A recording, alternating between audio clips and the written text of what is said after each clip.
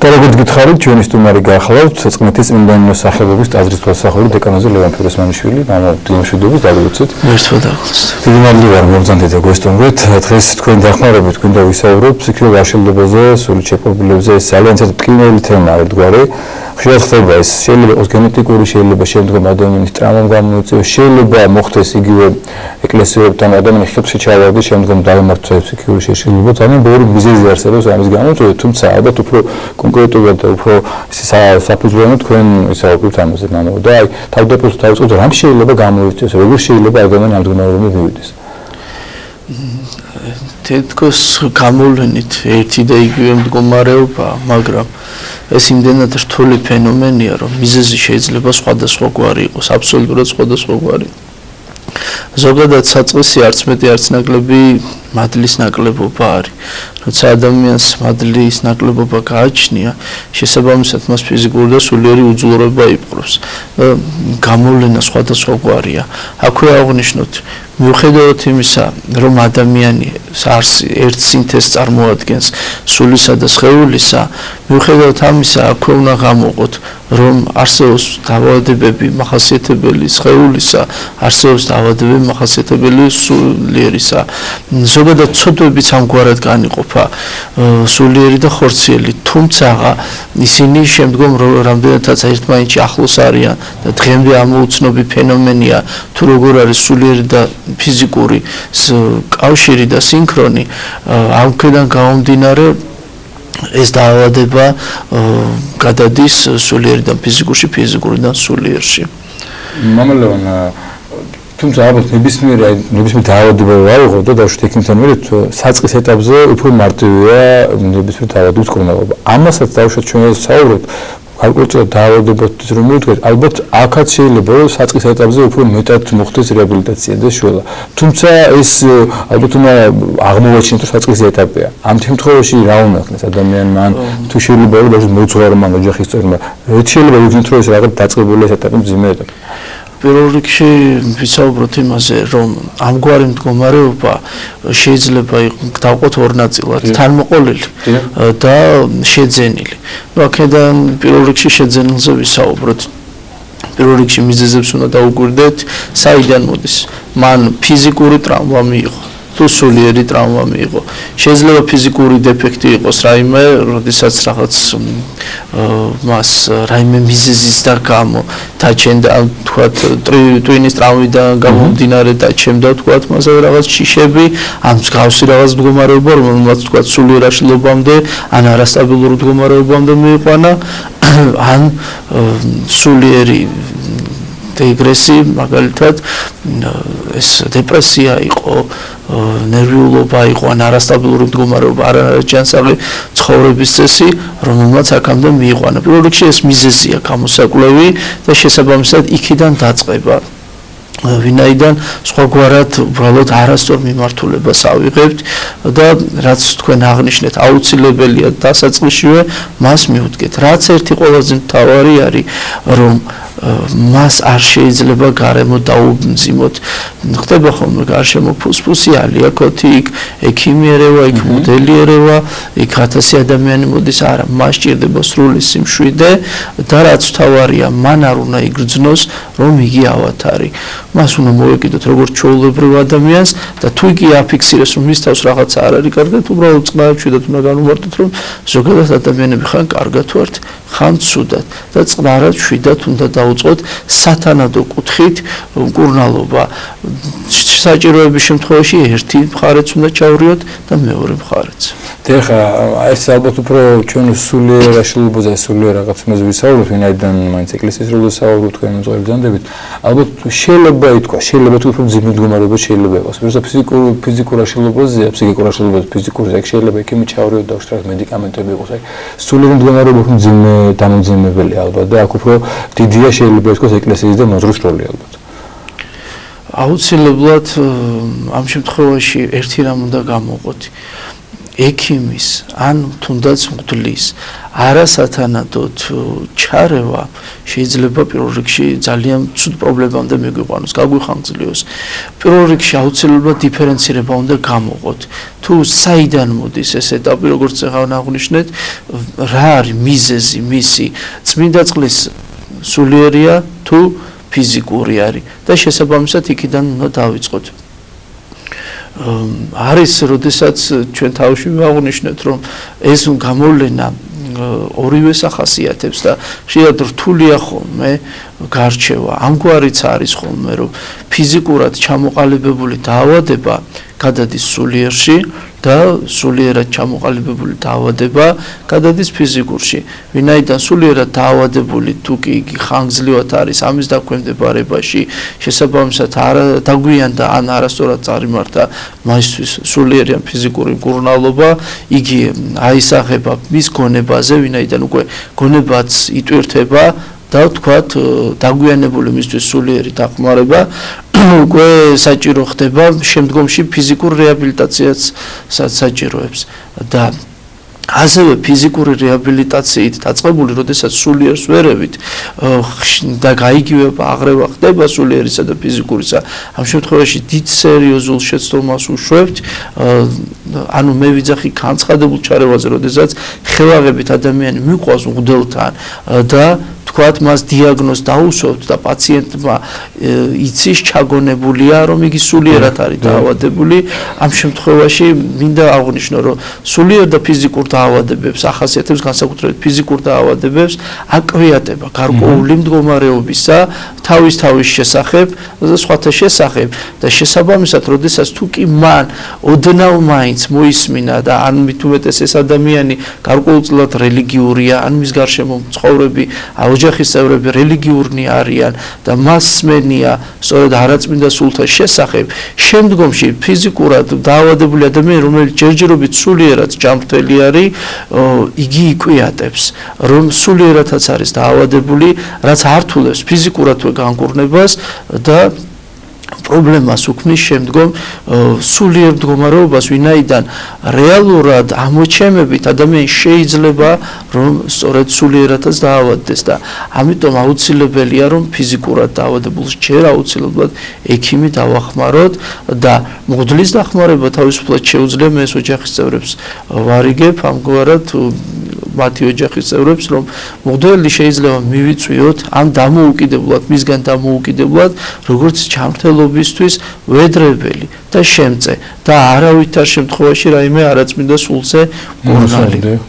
არის ხშირად გავრცელებული ამგვარი მდგომარეობა, როდესაც საჭიროების შემთხვევაში ცალკეულ პიროვნებებს არაწმინდა სულთა მსახურებას უტარებთ, ანუ მათგან განდევნის ლოცვას, აქ არის ამგვარი რამ, რომ ხშირად იქ გარშემო ძნელია ზოგადად მოძღვარმა გააკონტროლოს მოსვლელთა რაოდენობაში, თუ ჭარბ რაოდენობაში, თუ ვინ კონკრეტულად რისთვის არის მოსული და ადამიანს უბრალოდ მოწონს, უბრალოდ გაუგიარო ეს ალმოსილი მსახურება, შეიძლება არც ესეთ რამსახურება იდგას. ან ჯანმრთელობის საკითხის გამო მოდის, ან სხვადასხვა საკითხის გამო მოდის, ამ დროს ის დგება იმ მსახურებაზე, რომელიც აბსოლუტურად სხვა დანიშნულების არის და აქვე ხაზგასმით მინდა აღვნიშნოთ, რომ არავითარ შემთხვევაში არ მივდივართ უროლოგი, როდესაც გვჭირდება ენდოკრინოლოგთან, ან პირიქით თქვათ და ასე შემდეგ და ასე შემდეგ. ყოველთვის მიზანმიმართულად მივდივართ და როდესაც მოძღვარისთვის ძნელია ჭარბ რაოდენობის გაკონტროლება, იქ ხდება ამგვარი პრობლემა, რომ იქ მიდის 1000 კატეგორიის ადამიანი და როდესაც ჩვენ ამგვარი სენით შეპყრობილი ადამიანი მიყვავს, მას შეესაძლებელია, რომ თუნდაც იმ მოლოდინის პროცესში დაუმძიმოთ მდგომარეობა უარესად, მით უმეტეს, როდესაც ხშირად ასე ვთქვათ პაციენტებს ჩვევიეთ თავიანთ დაავადებაზე საუბარი, შემდგომ ერთმანეთში აიგივებენ, ან ერთ საკუთარ თავში გადააქვთ, რომ მას სწორედ აი ეს მდგომარეობა ჭირს, ასე შემდეგ, რაც უფრო მეტად აკომპლექსებს და კომპლექსი არის სწორედ ასე ვთქვათ ქრისტიანულ ენაზე რო ვისაუბროთ, შეპყრობილობა, გარკვეული მანკიერებით თვით შეპყრობილობა, რომელთანაც განთავისუფლება ადამიანისა ძალიან ძნელი არის, ამაში ფსიქოლოგები დამხმებიან და სწორედ აი ეს ცუდი პროცესი რომ არ მივიღოთ, ცუდი მდგომარეობა რომ არ მივიღოთ, საკუთრივ ინდივიდუალურად უნდა გავესაუბროთ იქ მიმსვლად მოძღვართან, თუ რა მიზეზით, რა ვითარების გამო მოგვყავს და შესაბამისი სათანადო დარიგებით და რეკომენდაციით უნდა მოვიქცეთ. ეხლა მომალევა აი თქვენ ახლა აღნიშნეთ ეს სპეციალური ლოცვები არსებობს, ხო? შეიძლება კვეთებულიც ძალიან ბევრი მოძღვარი ატარებს, როცა ხდება ადამიანის განთავისუფლება ბოროტის სულისგან, ავიზრახობისგან და ხშირად მართლაც ხდება, რომ ადამიანი მიდის, როგორც თქვენ აღნიშნეთ, გავთვითნობენ, რომ გაუგიაროს კიდე შეიძლება არ ჭირდება და ჯვარი ეწევა და ძალიან კარგად ხდება. თუ შეიძლება ამგვარი ამოხდეს, რომ აი იმ ადამ კონკრეტული დასნეულებულ ადამიანთან გამოვიდეს ბოროტი და სწორედ იმ აბსოლუტურად არასაჭირო ადამიანის სულში მოხდეს და დაამძიმოს ადამიანი. რა თქმა უნდა, ჩვენ ჯერ აღვნიშნეთ, რამდენად დამამძიმებელია ის საშიშროება, რომელსაც გადამდები სულისკვეთება ქვია. ჯერ ეს სულისკვეთება გადამდები საშიში თითოეული ჩვენთაგანისთვის და თუ კი ის ამგვარია რაღა ვთქვათ არსებულ რეალობაზე, ვინაიდან თავად ის მსახურება, როდესაც ტარდება, ამ შემთხვევაში საღვთო ბრძანებით იგი გამოდის და ტოვებს იმ ადამიანს და გაშმაგებული, გამწარებული ეძებს იგი თუ ვინ პოვოს და შთანთქას სახარებაში თუნდაც ამისი მაგალითი უამრავი არის და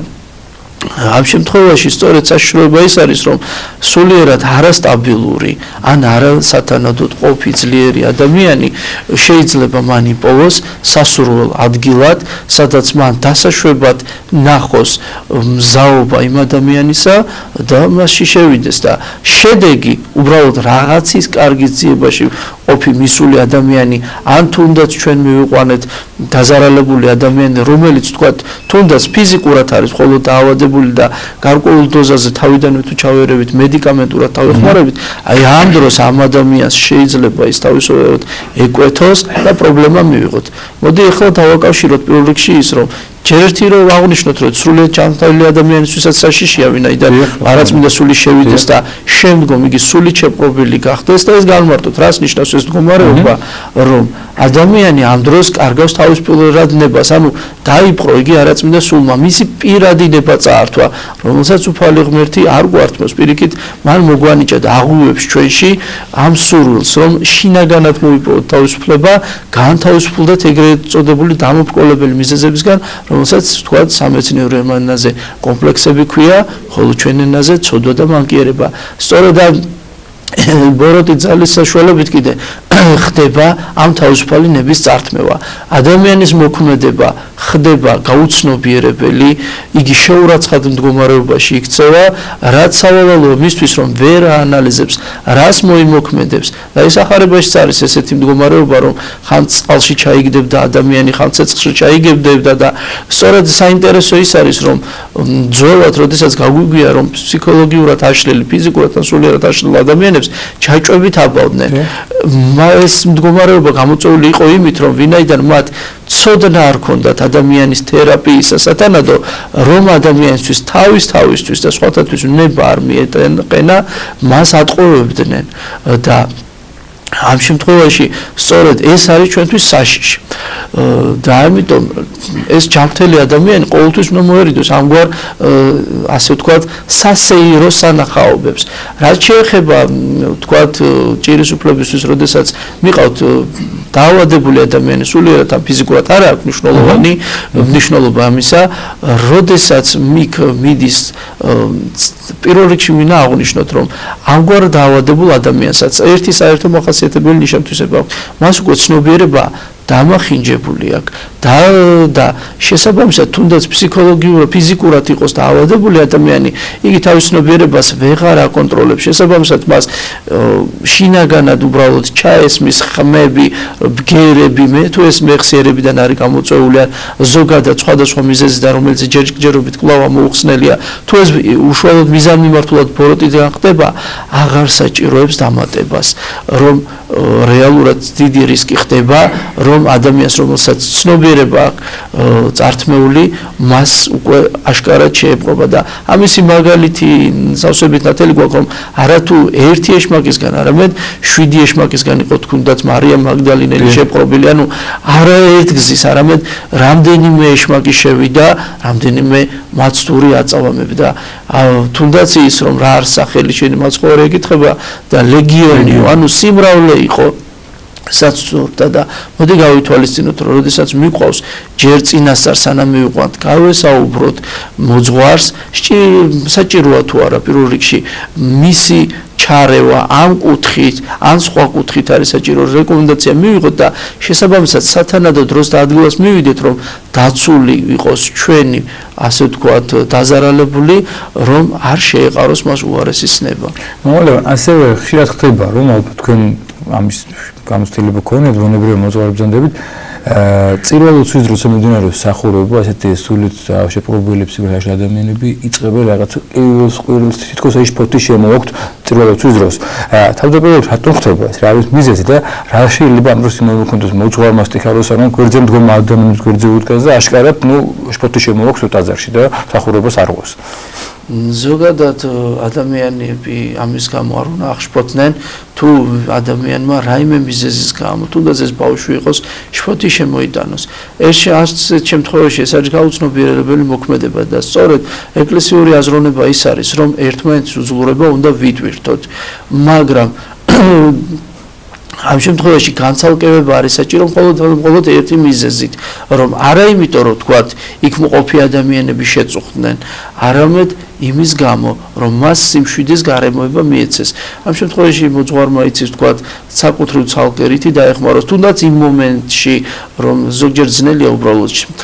ხანგრძლივად შეწყვიტო ლიტურგია არის გარკვეული ისეთი მომენტები როდესაც შეიძლება საჭიროების და გამო დაპაუზდეს მაგრამ არის მდგომარეობა როდესაც ღვნის შეწირვის პერიოდია იმ დროს ვერ შეწყვიტა მსახურებას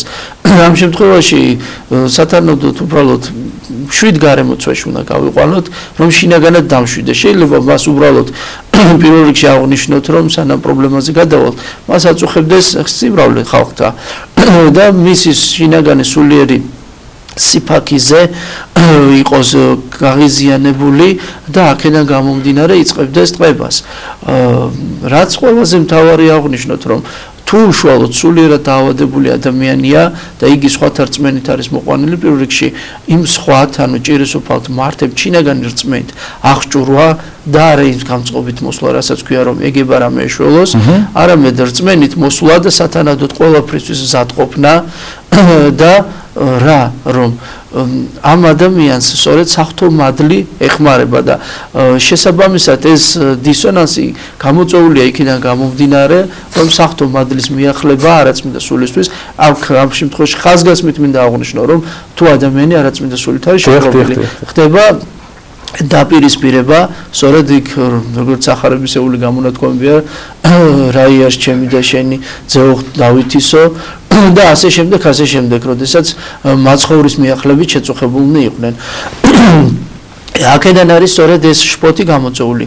მეორე მინდა აღვნიშნო ასევე ფიზიკურად დაავადებული ადამიანები როდესაც ისინი რელიგიურ გარემოცვაში ვარდებიან მათ აქვთ ამგვარი ინფორმაცია სწორედ არაწმინდა სულთა შესახებ და მინდა აღვნიშნო რომ ხშირად ხდება ამაში ჩაგონება მინდა აუცილებლად გავმიჯნოთ ნუ ჩავაგონებთ მას ნუ გავაგონებთ ვინაიდან სწორედ ისინი იწყებენ ამგვარ მდგომარეობას და მათ სჭირდებათ სიმშვიდე შემდგომში ლიტურგიის მერე როდესაც დამშვიდება მას კვლავ მოძღვარს დაუკავშირდნენ საჭიროების შემთხვევაში ეს არაწმინდა სულის ლოცვა იქნება თუ ჯანმრთელობის პარაკლისი უბრალოდ რაც ყველაზე მთავარია საუბარი რომ დამშვიდდეს ტკბილი მშვიდი ურთიერთობა რომ მან ადაპტაცია გაიაროს კვლავ საზოგადოებასთან რომ იგი მას აგრძნობინონ რომ იგი არის სრულყოფილი წევრი უბრალოდ გარკვეული პერიოდით როგორც სხვადასხვა დაავადებით შეიძლება იყოს დასნებული მაგრამ ეს არის კატასტროფა და რა გამოიგო ამ შემთხვევაში იგი დროებითია რომ მან შინაგან თავის თავში რწმენა იპოვოს რომ გამოჩნდება განიკურნება გამოჩნდება თავისუფლება და შესაბამისად მას საშველი ექნება ესე თავი მაინც არის მიდგომა და განსაკუთრებულად აი ეს ფაქტით მოდგომა ერთი რამ მინდა რაც აღვნიშნო რომ შეიძლება არასწორი ჩანსაღი ცხოვრების წესით ფსიქოლოგიური დაავადება, ფიზიკური დაავადება მიიღოს ადამიანმა და არაწმინდა სულით გახდეს შეპყრობილი. ნუ ამ შემთხვევაში შეიძლება ლის ჩარევაც და ექიმის ჩარევაც, მაგრამ სათანადოდ აქ ამ შემთხვევაში ექიმის და მოძღვრისაც კომპეტენცია საჭირო, რომ ამ საესფეროში იყოს გარკვეული. და პირიქითაც შეიძლება ადამიანი არაწმინდა ცხოვრებით ფიზიკური მდგომარეობა დაიზიანოს, რის გამოთაც მან მიიღოს ის მდგომარეობა, რასაც შემდგომში ფსიქოლოგიური ცნობიერების სართმევა ჰქვია, სულიერი ცნობიერების სართმევა ჰქვია. დიახ, ძალიან დიდი მადლობა მამალეო საინტერესო საუბრისთვის. მართლაც რომ ყველა სწორედ ზადქეს და მართლაც რაღაცა გუშველოს ასეთ ადამიანებს. ჩვენი სტუმარი გახლდათ წნეთის წმინდა ენოს სახელობის ტაძრის თვალსაჩინო დეკანოზი ლევან ფიროსმანიშვილი. ჩვენ